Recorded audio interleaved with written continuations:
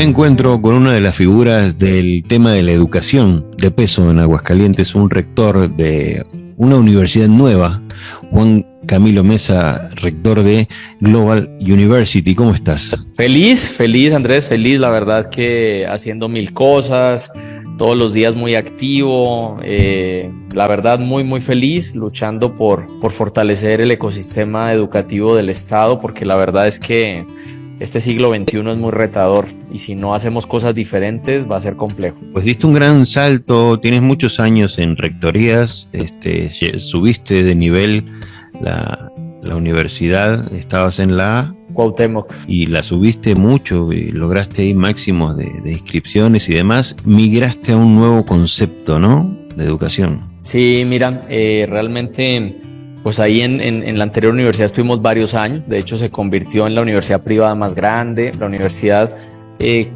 privada con más carreras acreditadas. Eso es algo bastante meritorio. Normalmente las universidades privadas no se centran tanto en acreditar sus programas porque tiene un costo y tiene un proceso complejo. Y bueno, pues ahora un grupo de empresarios de Aguascalientes me buscaron con el objetivo de que desarrolláramos una universidad con el objetivo de democratizar la enseñanza del emprendimiento. En Aguascalientes somos cerca de 67 universidades y en 64 de ellas forman a la gente para ser empleado, con ese objetivo de que si tú te formas, sales y hay una multinacional o una empresa que te va a contratar. Bueno, nosotros en Global University lo que estamos desarrollando es un pensamiento hacia el desarrollo de empresa y lo trabajamos con gente muy valiosa como Marcus Dantus, que tú lo conocerás de Shark Tank. Él tiene una entidad que se llama Startup México, donde han desarrollado miles de empresas en México y él es nuestro consejero, es nuestro presidente del consejo y ellos desarrollaron todo el modelo transversal de emprendimiento. Y el otro ingrediente de este modelo es la Universidad de Tampere de Finlandia, que desarrolló junto con Startup México todo el tema de hubs, que son cómo los estudiantes entre carreras de manera conjunta pueden desarrollar negocios. Entonces, pues tenemos un modelo muy atractivo. Lo que estamos nosotros buscando crear en Global University es crear un mini Silicon Valley, un espacio donde los estudiantes hagan negocios, construyan, desarrollen ideas, reten su profesión, hagan cambios en su profesión. Hoy te puedo decir que ya hay 2 empresas adentro de la universidad. Nuestra meta es tener toda una planta de nuestra torre norte llena de empresas que le den trabajo a los alumnos. Hoy te puedo decir que una de esas, que es de programación, le da trabajo ya a los alumnos que están en primer semestre. Entonces el estudiante va a tomar clases, baja, programa, hace ejercicio, recibe un cliente. Es un ecosistema de generación de cosas. Entonces es un modelo muy diferente. Yo creo que quizás lo más parecido o a lo que nosotros aspiramos es convertirnos en Singularity University en México, ¿no? Y bueno, pues es un reto no menor, pero tenemos la gente adecuada, tenemos el soporte y el consejo que nos está ayudando a lograrlo. Ahora, aprovechando de tu conocimiento del tema estudiantil, ¿cómo crees que estamos hoy en día o están los jóvenes de Aguascalientes en tu estudio en general, el macro, respecto a que tienen tanto acceso a la tecnología y da la impresión de que Google soluciona todo? ¿Cuál es el reto que se enfrentan? O la primera pregunta es, ¿cómo ves a los jóvenes en Aguascalientes en el panorama general? Y si crees que la tecnología está apartando a los jóvenes de las instituciones educativas. Mira, te voy a hablar un poco más desde México para llegar a Aguascalientes. El sistema educativo mexicano no está preparado para el siglo XXI. Eso es algo que nos puede doler mucho, pero es la realidad. Pero yo creo que cuando uno es conscientemente incompetente, puede solucionar mucho más que cuando es inconscientemente incompetente. La realidad es que el sistema educativo mexicano está centrado en la memoria. Desde la educación básica hasta la superior, los jóvenes se les evalúa porque sepan datos, fechas, alturas, largos y que todo esto lo den a conocer en un examen. Esto es absurdo en un siglo XXI donde, justamente estás comentándolo, la tecnología te resuelve ese tipo de cosas. Lo que tenemos que hacer urgentemente en el sistema educativo es pasar de la escuela de las respuestas, de la memoria, a la escuela de las preguntas, del pensamiento crítico y analítico. ¿Por qué? Porque si no, no tiene sentido porque si simplemente es memoria, hoy con una herramienta de inteligencia artificial como ChatGPT puede resolver casi cualquier cosa de memoria. Lo que tienes que llevar al estudiante es que pueda analizar la información y con esa información construir nueva innovación, nueva información. Y la innovación justamente viene de ese pensamiento crítico. Y la innovación justamente es el motor de la economía desarrollada del siglo XXI.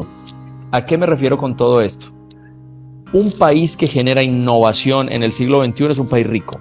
O sea, ahí están todos los que están liderando las patentes como Corea, como China, como Estados Unidos, como Finlandia, como Dinamarca. Y entonces ahí tenemos una gran diferencia en un sistema educativo como el mexicano, donde nosotros creemos que porque un estudiante memorice cosas puede resolver simplemente diciéndolo en un examen y obteniendo un 10. Eso no le va a garantizar nada en la vida. Y ese es el grave problema que tenemos, es poder convencer a todo el país, a todo el sistema, que tenemos que migrar de ese sistema tradicional de la memoria a un sistema del pensamiento crítico, donde los estudiantes analicen y construyan. ¿Y no crees que hay un punto clave en lo que hablabas, de que hay que focalizar en general las preguntas? También cuando hablamos de inteligencia artificial o el chat GPT, lo importante es la pregunta, no tanto la respuesta, porque te va a responder de acuerdo a lo que tú preguntes. Pero ¿no crees que los jóvenes están siendo cada vez menos curiosos? Totalmente. ¿Y por qué son menos curiosos? Mira, te voy a decir algo que lo aprendí de un gran maestro argentino, el doctor Aldana. Justamente estuve en una conferencia con él la semana antepasada y él decía que la tecnología, que cuando los jóvenes están sumamente estimulados por diferentes cuestiones tecnológicas. Y cuando nosotros desde niños les permitimos tanto acceso a la tecnología, desde niños, hablo desde el kinder, los niños dejan de ser curiosos porque ya todo está resuelto. Y entonces vuelves un niño aburrido, hiper estimulado, que ya no lo motiva nada. Tienes toda la razón. Si la tecnología se vuelve en el único elemento de desarrollo académico, vamos a tener niños menos curiosos, que menos cosas los asombran. Yo creo que la tecnología tiene que ser muy dosificada. La tecnología es muy buena, pero la tecnología tiene que ser un facilitador del aprendizaje, no la única solución frente al aprendizaje, ni tampoco tratar de ocultar la tecnología. O sea, porque va a ser absurdo que hoy, por ejemplo, yo traigo una tesis y es que los exámenes en el siglo XXI en una escuela de cualquier nivel tienen que ser a libro abierto, a computadora abierta, a ChatGPT abierto, a la posibilidad de pararme de mi silla e ir a preguntarle a un docente de otro salón cómo puedo resolver un problema o cómo puedo complementar mi información. Porque el mundo es un mundo multidisciplinario y nosotros evaluamos de manera individual. Eso me parece la cosa más absurda del mundo. O sea, hoy seguir haciendo exámenes individuales, donde lo único que uso es mi archivo cerebro para decir cosas en un examen, eso no tiene sentido. Y bueno, tienes razón, cada vez los estudiantes están mucho más estimulados y cada vez para nosotros los docentes es mucho más difícil emocionarlos frente al aprendizaje. Quizás te sorprenda un poco la pregunta y puede resultar tonta, pero la tengo que hacer. ¿No sería interesante ir hacia el primer eslabón y pensar en kinders que estén ya más globalizados? Capaz que arrancaste ya por el área que conocías porque te motivaron ahí otros empresarios, pero sería genial tener un kinder súper explosivo. Pues la buena noticia es que existe. O sea, yo llevo 11 años trabajando en un colegio desde kinder hasta secundaria que se llama Nuevos Horizontes Global School, donde tenemos básicamente dos filosofías educativas. Una es la de Finlandia. Finlandia logró justamente en el sistema educativo trabajar a través del asombro y de la comodidad de los niños para que construyan el conocimiento.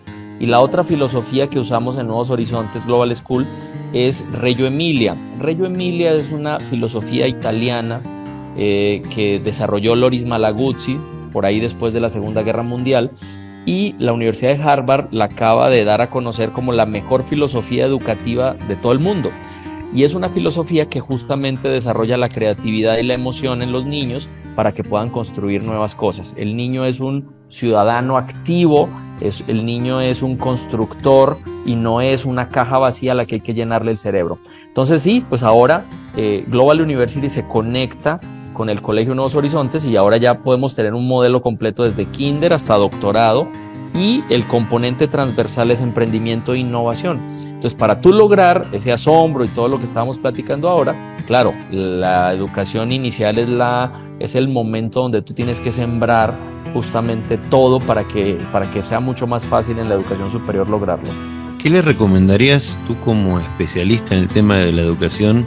¿Qué consejo le darías a los padres de niños, ya que tienes información al respecto, cuando entran en el debate de si darle la tablet o el celular o no? Yo les diría que un niño en kinder no debería usar tablets.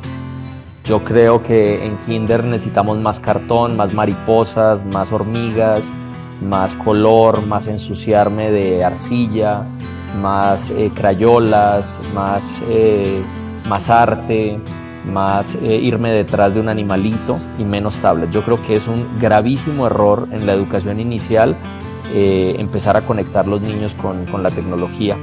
Creo que en su momento es importante usar la tecnología, pero kinder no es el momento. Esa es mi opinión. Hay gente que lo ve diferente, lo respeto, pero yo creo que... Y es muy fácil de demostrar, Andrés. Mira, cuando a un niño tú le das un regalo en una caja muy grande, el niño la abre muy rápido y saca su triciclo y juega con él 2 horas. Y después de esas 2 horas el niño está metido en la caja y está jugando en la caja y juega mucho más tiempo en la caja que con el triciclo. ¿Por qué pasa esto?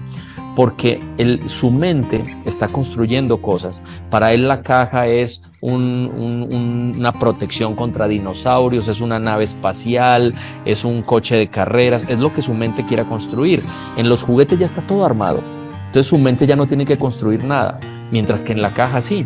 Entonces yo recomiendo que se resistan lo más que puedan al uso de la tecnología. Creo que hay momentos. Creo que nosotros, por ejemplo, en el colegio hacemos algo muy lindo. Por ahí de sexto de primaria, primero de secundaria, los papás quieren ya regalarle un celular a los hijos, y lo que nosotros hacemos en el colegio no podemos pues resistirnos a que lo hagan, pero lo que hacemos es que les damos un contrato, y es un contrato entre el niño y el papá y la mamá, donde en el contrato dicen cosas hermosas de que van a confiar en él, de que en el contrato está estipulado que las claves de acceso al teléfono las van a tener también los papás, y es un contrato lindo donde digo, confío en ti, te voy a dar un aparato que tiene acceso al mundo, pero bueno, a través de esa tecnología hay sexting, hay grooming, hay una gran cantidad de situaciones que los pueden poner en peligro. Entonces yo creo que hacerlo de manera acompañada y en familia puede ser lindo, ¿no? Entonces bueno, en el colegio hacemos mucho esto, el contrato es hermoso, es una herramienta de muchas que podemos usar, pero si me preguntas, volviendo a lo inicial, ojalá se resistan a que los niños en kinder usen tecnología. La van a usar tarde o temprano, ojalá sea ya en primaria, pero déjenlos soñar, déjenlos construir. ¿Crees que los papás, esta pregunta se le hice hace poco a la rectora de la Universidad Autónoma, ¿crees que los padres son culpables o son proactivos en el tema y las decisiones que tome su hijo en el nivel universitario? Totalmente, y eso es muy grave, Andrés, porque muchas veces los papás, mira, yo siempre he creído que los padres de familia son el 90% responsables del éxito de sus hijos, en todo. En el consumo de drogas, en el alcoholismo, en el éxito, en todo. Los papás son responsables del 90% del éxito. Y los papás creen que la escuela o la universidad es el responsable del 90% del éxito. Ahí están equivocadísimos, son la familia. O sea, yo en un colegio puedo poner respeto por todo lado y carteles de respeto y hacer obras de teatro de respeto, pero si en la noche el papá le da un golpe a la mamá, ese es el respeto que va a entender, no el del cartel que puso la maestra y que lo puso con colores, ¿no? Entonces los papás son los responsables. Pero hay un libro que yo siempre he querido escribir y no he tenido el tiempo, que se llama Equivocándome desde el amor. ¿Qué es equivocándome desde el amor? O sea, por ejemplo, obligar a un hijo a que estudie medicina, y empiezas, aunque el hijo no quiere, pero dices, hijo, es que medicina, es que tu abuelo fue médico, y es que el papá en el fondo está tratando de cumplir en sus hijos los sueños que él no pudo cumplir. Y entonces hay una presión, no sé, sea abogado porque los notarios les va bien y si tú eres notario. Y entonces el niño, con esa presión de la familia, pero ¿por qué lo hacen los papás? No por hacerles un daño, es porque el papá dice, es que si estudia medicina le va a ir bien y no va a tener problemas económicos, ¿no? Eso es lo que él cree, y desde el amor, él lo que le está tratando es de asegurar un futuro, cuando la realidad es que un chavo que sea bailarín y sea el mejor porque su sueño es ser bailarín y se convierte en el bailarín más importante del mundo, va a cumplir sus sueños y no va a tener problemas económicos, ¿no? Pero hay veces los frustramos, entonces muchas veces las familias se vuelven en el principal obstáculo que tienen nuestros jóvenes para ser felices y desarrollarse en lo que siempre han querido, porque estereotipamos, artista es pobre. ¿Quién dijo? Les puedo presentar a Botero, el colombiano que hace las gorditas, pues para nada es pobre, o sea, realmente ese no es el problema, es cómo me voy a desarrollar yo. O sea, ¿cómo voy a encontrar mis fortalezas y potenciarlas para poder construir un futuro feliz? Si tú le preguntas a todos los papás de kinder, ¿cómo quieres ver a tus hijos? Todos te dicen felices. Felices, pero empieza la vida a llegarte y entonces uno dice, no, pues estudia esto porque eso sí da dinero y eso te aseguro que eso ya con eso vas a hacer tu futuro. Y la realidad es que los están frustrando y hoy tenemos abogados frustradísimos, médicos frustradísimos, y eso es terrible para la sociedad, terrible. Entonces yo digo, déjenlos ser felices, ayúdenlos a encontrar sus fortalezas, déjenlos equivocarse. Hoy no nos permitimos equivocarnos. La verdad creemos que un 10 garantiza éxito y la realidad es que yo conozco mucha gente de 10 que no le ha ido tan bien en la vida. Quizás a los de 6 les ha ido mejor porque desarrollaron soft skills durante el proceso, porque como no traían la tarea y no hacían bien las cosas, desarrollaron otras habilidades y entonces ellos en el mundo real fueron más exitosos que un niño de 10. Son cosas que es muy difícil medir, pero es la realidad. Metiéndome en tu experiencia de tantos años, de tantos jóvenes que has visto, ser el rector es un rol de cercanía y confianza. Dame algún ejemplo que te haya pasado aquí en Aguascalientes con algún joven que realmente te sorprendió con lo que te estaba exponiendo, o algún caso de alguien que lo hayas visto o completamente derrotado y luego cambió, o viceversa. Dame algún ejemplo que se haya acercado a algún joven. No, Andrés, yo tengo muchísimos casos, muchísimos, o sea, hay gente que pero algo que te haya marcado, algo que digas, ¡buah! Este caso, este chavo me sacó de onda. Escuchando todo esto te lo pregunto porque escuchaba a un doctor que decía, un cirujano muy famoso, que lo que más lo derribaba era que el paciente le diga antes de la cirugía, doctor, usted no me va a poder curar. Cuando en ese momento dice que lo desarmaba completamente, porque dice, si la persona pierde esa fe, todo lo que yo haga, inclusive mi mejor esfuerzo, queda en ese momento como disuelto. Mira, tengo 2 casos, no voy a usar nombres, te voy a contar 2 experiencias. Un joven que era de esos que consideras difíciles para el sistema, un joven que te cuestionaba todo, un joven que tenía una vida en ese momento, cuando era muy joven, era una vida desordenada, de los que salía todos los días con sus amigos, echaba sus drinks, llegaba a la universidad un poquito crudo, tenía problemas económicos, su papá a tiempo no pagaba las colegiaturas, entonces siempre era la persecución. Y un día le faltó el respeto a un director de la universidad, ¿no? Porque le dijo, oye, no has pagado la colegiatura, necesitas ponerte, y se enojó y le dijo una grosería y terminó en mi oficina. Y el director al que le faltaba el respeto me dijo, esto merece, según nuestro reglamento, expulsión. Y yo me senté con él y le dije, ¿qué pasó? Y me dijo, estoy presionado, tengo problemas familiares, no he podido pagar la colegiatura, tengo problemas con el alcohol. Y yo le dije, yo te voy a ayudar y te voy a dar una oportunidad. Y te voy a dar una oportunidad y vamos a seguir adelante. Y ese joven, no te voy a decir cómo se llama, pero fue secretario en la anterior administración del anterior gobernador. Y me emocionó mucho porque aparte le fue muy bien en su proceso, en sus 6 años trabajando, le fue muy bien y fue exitoso y logró muchas cosas maravillosas. Y la verdad, verlo, de esos jóvenes que normalmente como director o como profesor estereotipas y dices, ese va a ser un perdedor, va a ser un chacao. Ese fue un caso.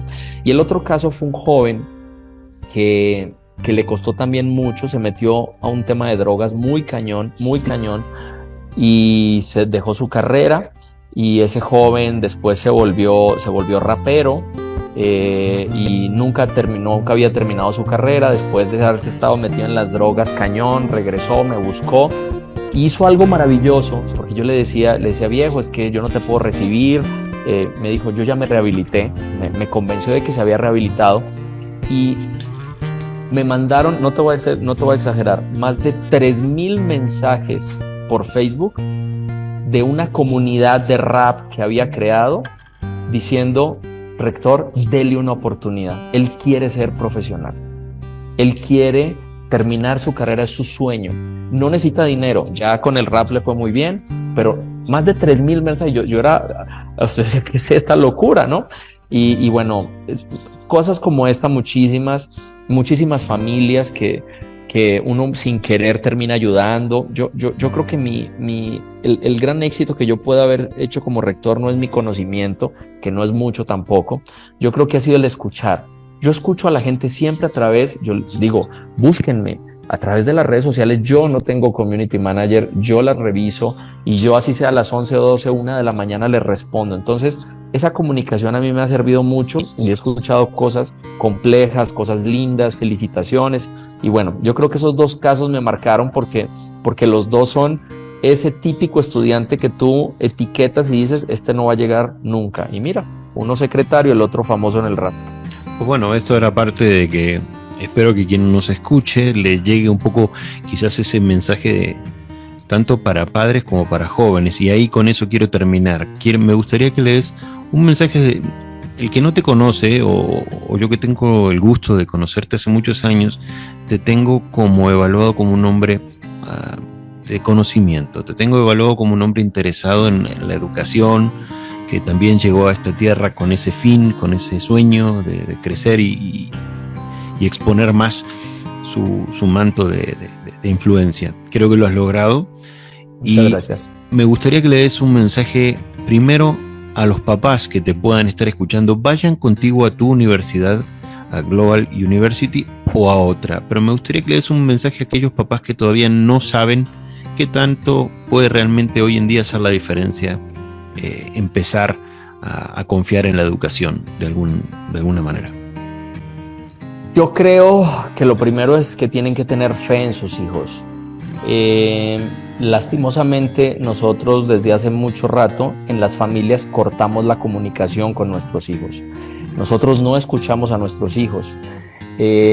Cuando se suben al coche después de que los recogemos en la escuela, hacemos siempre máximo 2 preguntas. Es: ¿cómo te fue? La respuesta del hijo es bien. ¿Y todo bien? Todo bien. Esas son las preguntas que hacemos. Realmente, cuando preguntamos eso a nuestros hijos, la comunicación se corta. Hay técnicas que yo les recomiendo mucho, donde es: hijo, dime cuál fue la clase que más te gustó, qué es lo que más te está motivando. Hijo, ¿qué fue lo que más te enojó hoy? Oye, hijo, ¿estuviste triste hoy? Yo particularmente en las escuelas con que trabajo con niños hago un ejercicio que se llama alfabetización emocional. Ponemos a los niños en círculo y les preguntamos 2 cosas. La primera es: ¿cómo te sientes? Al principio nadie dice nada porque nos da miedo hablar. Y la segunda pregunta es: ¿por qué? Y cuando un niño se atreve a decir: me siento triste, cuando le decimos ¿por qué? La respuesta es: porque mis papás se pelearon ayer. Y se levanta otro niño de kinder y lo abraza y le dice: pero yo te quiero mucho. Los niños son una microsociedad en formación, y cuando el ambiente es seguro y ellos se sienten protegidos, es mucho más fácil lograr. Entonces, mi recomendación para los papás es: no cortemos la comunicación. Yo sé que tenemos broncas para pagar la renta, los miedos, me quedé sin trabajo, la pandemia, lo que quieran, pero cuando te sientes con tu hijo, no tienes que sentarte con él 5 horas, tienes que sentar 15 minutos y de verdad conectarte y escucharlo. Que cuando te diga que está hecha pedazos tu hija porque terminó con el novio, no digamos: ay, ese tonto no servía para nada. No, entiende y ponte en los zapatos de ella. Su mundo es su novio, tu mundo es las deudas, la colegiatura, las cosas, pero el mundo de ella es su novio.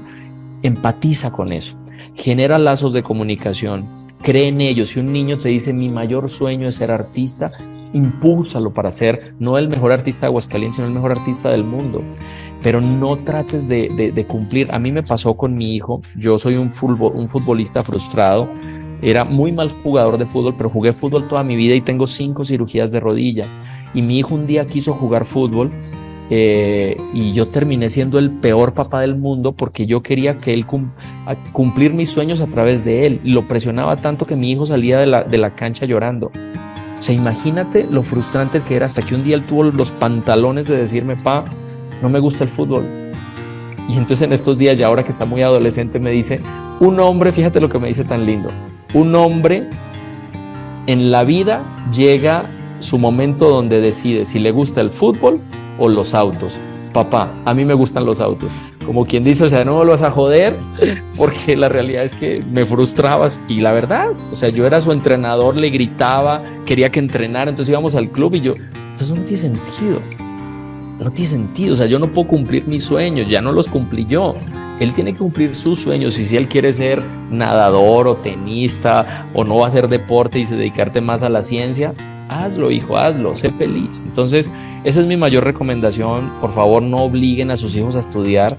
Hoy tenemos doctores frustrados que no se conectan con el paciente y que entonces ven a la medicina como un espacio para hacer recursos para vivir, y eso es lo más dramático que le puede pasar a un profesional.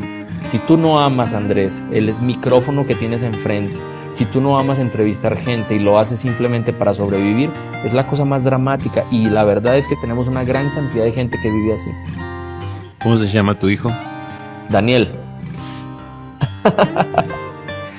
Ahora, algo corto para finalizar, ¿qué le dirías a estos chavos que capaz que nos escuchan, si tenemos la suerte, después de tanta perolata de estos dos ya chavorrucos?